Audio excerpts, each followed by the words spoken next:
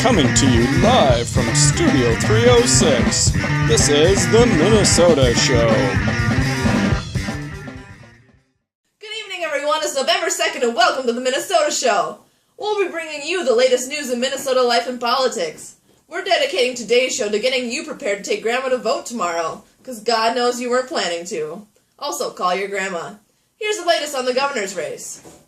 Incoming Grandpa Governor Mark Dayton is facing opposition from Lutheran Sunday school teacher and Republican Jeff Johnson.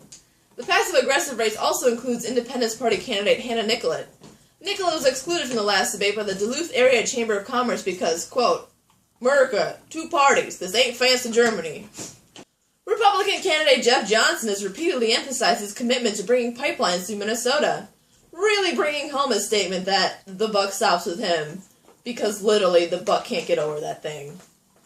A focus of the Johnson campaign has been closing the achievement gap, and while he shed a little light on the effort during his campaign, an image on his website hints at future policy.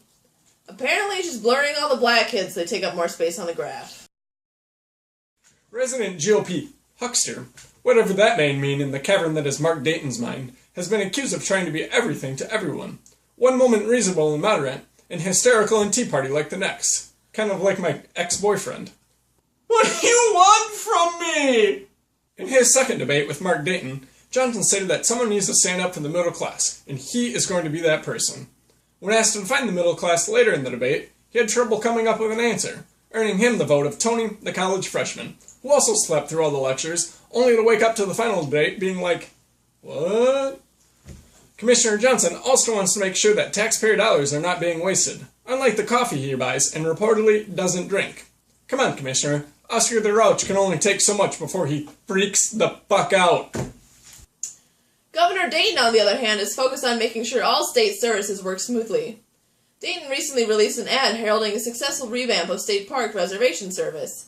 The ad also includes footage of the governor finally remembering his AOL password. And it's I love dogs.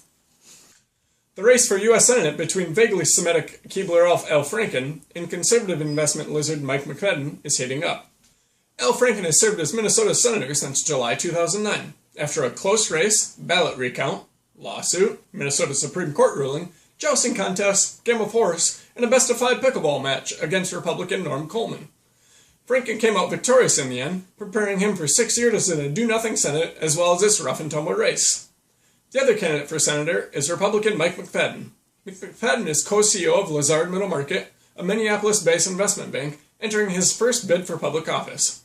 He consistently states he is proud of his business career and uses it as proof that he is what America and the state of Minnesota needs to turn the economy around. Mike McFadden's son Connor can shed some light on his approach. My dad, Mike McFadden, he's cheap. Awesome. Glad to know he's cheap. I guess the U.S. Senate will be going to Walmart for all their legislative needs. We can safely say we won't lose our right to wear underwear in public, and all new bills will be printed off on Hello Kitty stationery. Mike McFadden has accused Al Franken of voting with the president 97% of the time, forgetting that we all do some things 97% of the time, like managing to suppress that racist instinct, or running on a poor jobs platform pretending we're telling the truth. After an in-depth investigation, we believe we finally reached the Freudian root of the McFadden political aspiration, finally explaining why he's been heard publicly repeating, "I just want to lay some pipe" line. McFadden has repeatedly denied his involvement with several high-profile tax inversions handled by his company Lazard Middle Management. After limbering up for his mental gymnastics with some deep knee bends, McFadden alleged that while he handled the merger, he was just doing his job. Where have I heard that defense before? Oh yeah, Nuremberg trials.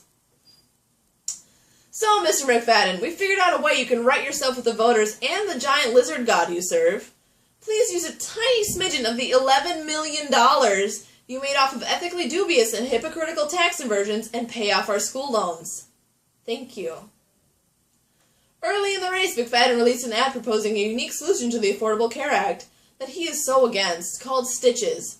Let's take a look at this unique approach. I'm Mike McFadden, and I approve this message. My dad, Mike McFadden, he's cheap. With 6 kids, it's called a budget. When I was 10 and had to get stitches out after a hockey injury, nurse said it would cost $100. Dad was so horrified, he grabbed the scissors and took him out himself.